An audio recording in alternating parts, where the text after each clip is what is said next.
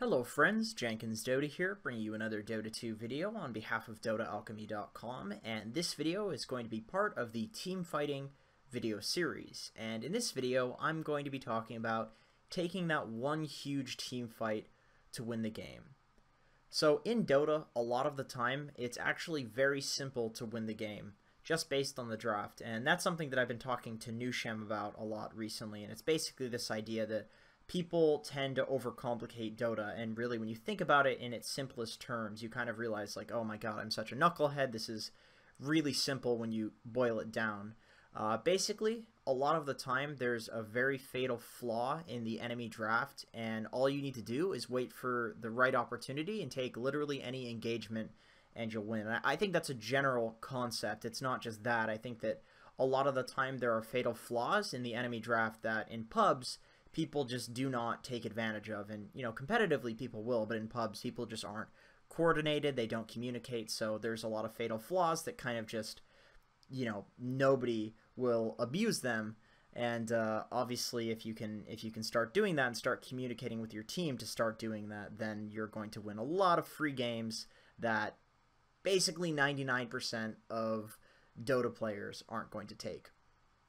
All you need to do is split push until you hit a certain point, and in particular try to split push the side lanes until you hit a particular point, just to waste the enemy team's time, and at a certain point you will be able to fight them and they won't be able to fight you, even though maybe in the early game they're very, very strong, or even if it's like a 50-50, even if it's like, okay, could go this way, could go that way, you know, why even fucking bother if you know that if you hit a certain point you can take a fight.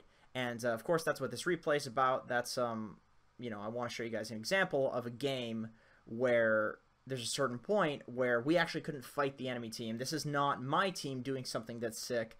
This is something I noticed the enemy team did, and you know, I was like, wow, that is fucking amazing, and it was impressive that they executed it like that. And we were completely stomping this game until the point where they basically decided that they could fight us. They took a 5-on-5 engagement, and oh my god, the game felt hard after that, and it was a perfect example. So here we are right before the fight, and up until this point we have been kind of crushing them, but through our magical damage. So we have this Necrophos that is completely owning, and I'm going to make it go for a little bit here just so you can see him, but we have this Necrophos who is completely owning. I think this was Mason, and he's, you know, completely magical damage. The Reaper Scythe is magical, the Death Pulse magical. Meepo at this point, he's purely magical damage. He's even got an Ethereal Blade. He's doing a lot of damage with Poof and with the Geo Strike. And then I am an Enchantress, so they cannot kill me through this Untouchable. So what item counters all of this bullshit? And then if you look at our cores, we have the Treant who's constantly rooting, and of course you can get out of that with certain items. And you know, I asked the question, what counters it? And clearly the enemy team was thinking BKB is the counter, because you can see that the moment here the Phantom Assassin picked up the Black King bar, they actually went for an immediate smoke play. And the crazy thing is they literally just smoked to us. They knew that we were here. They knew that since, you know, we have this 3k gold lead, and since we've been like kind of crushing them up until this point and fighting them up until this point, the only reason that we don't have a massive gold lead is because they were doing a really good job at split pushing. And sure, they were dying, like you can see the SF here, he died. So yeah, they were dying, but it doesn't matter, because if one person dies on this side of the map and there's somebody farming up here, it's like, okay, well, we took like 3 or 4 people to kill this guy, and all of a sudden this guy up here is just farming hard, and there's people ever. So it's basically like there's just space making deaths. They're trying to die as far away from each other as possible, and they're so confident that getting this item timing is going to result in them winning the fight that they smoke even without the SF. And I think that they're right, just given the heroes that we have, because we have 2 magical damage cores and then a hero that basically can't be killed unless you have a BKB, and then 2 supports that also have you know, magical stuns at the very least. So they go for the smoke play, and we'll go ahead and watch what happens. Watch the PA's perspective. And so they go for a smoke. They smoke right to us because they know, like I said, that we have been looking to fight them, and we've been kind of pissed off that they've been split pushing us this whole time. So, you know, we are in this kind of state of mind where we'll take any engagement. You can see we even go in the fucking bristleback. PA pops the BKB, blows up the Treant Protector. They go on me on the Enchantress, the BKB. He just completely annihilates me. and the Witch Doctor doesn't actually manage to get away. And the thing about this is that they, as a result of this smoke, so they smoked to us, they de-ward this entire area that we were securing, and then they secure it. So all of the wards that we had for the past however many minutes that we were trying to secure this area, those are gone, which is very devastating.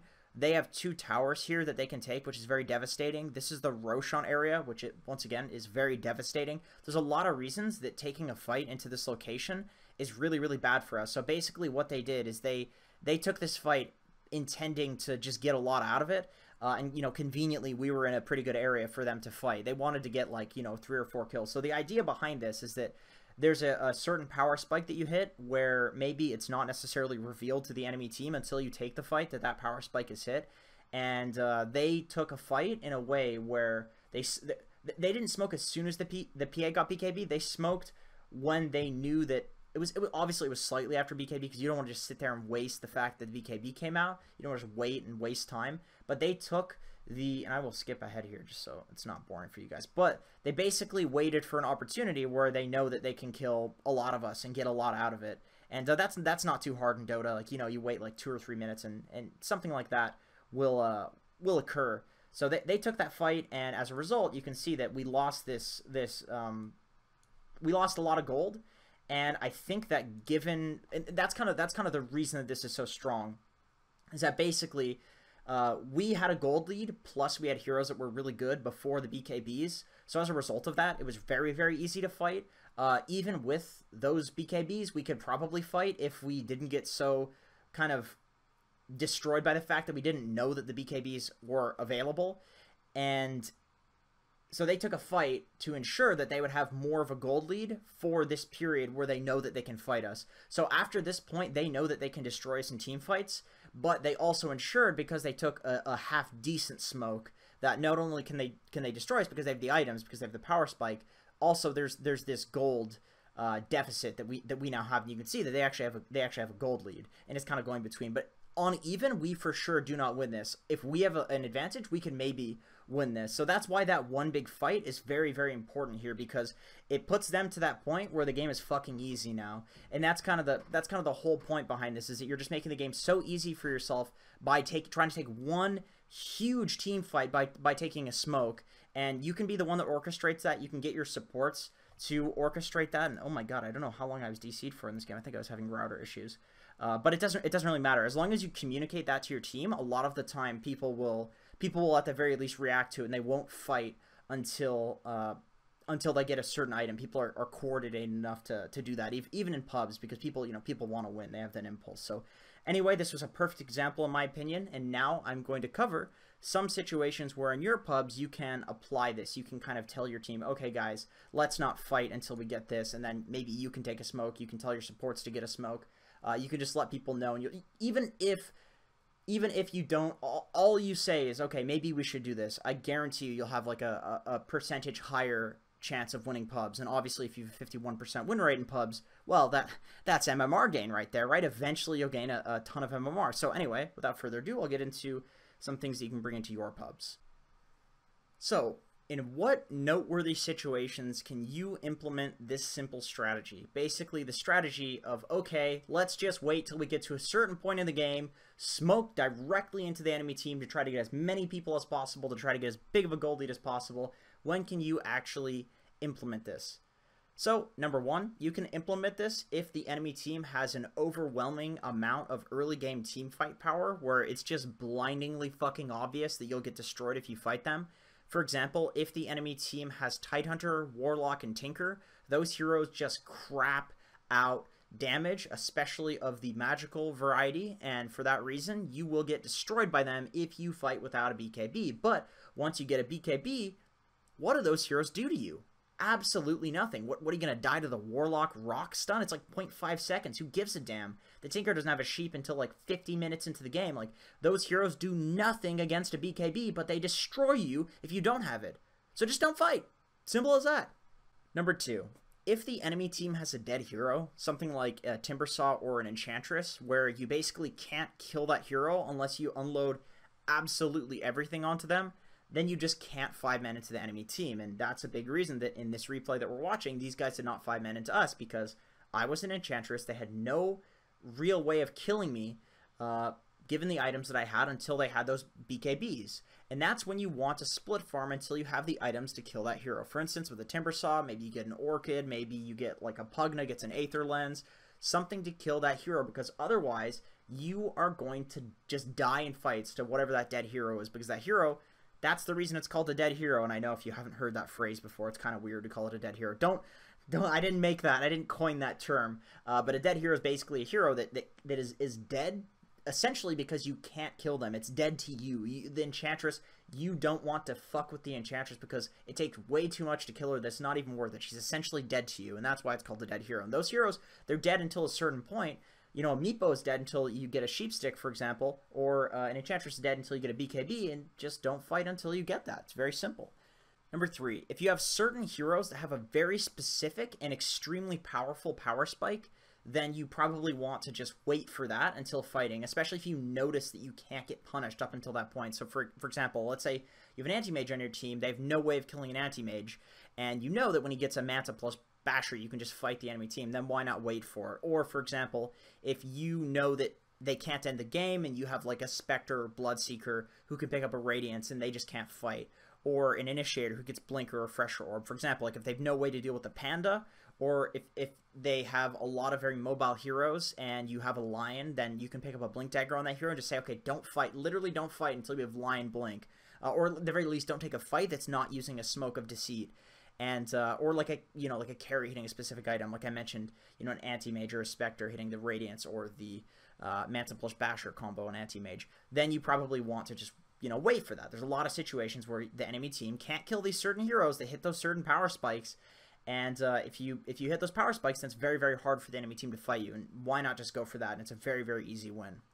Number 4, if you have vastly superior late game and heroes that you know can hold out until the late game, then why even risk losing the game by fighting? This can be the case if they lack a true carry core, and by they, I mean your enemy team. So if they have like a Venomancer or a Necrophos safe lane, then this is really great to do because those heroes, they don't really carry as hard as something like a PL or an Anti-Mage or even, you know, an SF. Or if you have very, very good, extremely good late game cores on the same team.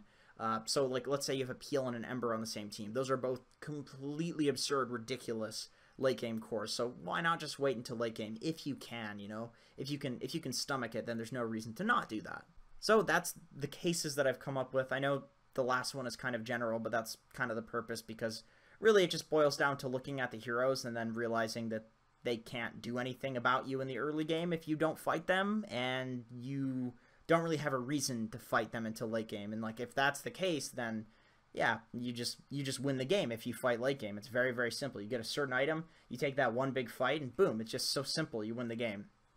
Remember though, these cases are very specific cases. Like they're not always true. It's not always going to be a game where you can do this. There are, of course, power spikes and timings in regular games that you should fight around, but not necessarily ones that will be irrecoverable for the enemy team if they do not end the game before your power spike.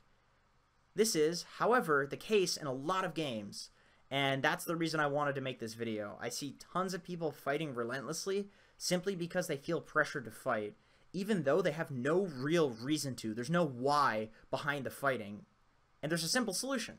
Just wait, and fight when you're almost guaranteed to win. Make sure to, at the very least, open a line of communication with your team about this subject of taking that one huge fight when you have BKBs. Like you can see, they're just annihilating us now with these BKBs. Say to your team, hey, we shouldn't fight until Bloodseeker gets BKB. Hey, we shouldn't fight until Anti-Mage is farmed. If you're sure of something, tell your team. Be as assertive as you can with the information that you have, because you can bet your ass that if the opportunity is there, then a top 10 player like CCNC would take it every time, because, of course, they'll take every opportunity given to them to win some MMR, because to get to that point, they would have had to have already done that. They would have to, that would be part of their repertoire. So if you want to gain some MMR, then you should certainly take advantage of this opportunity as well.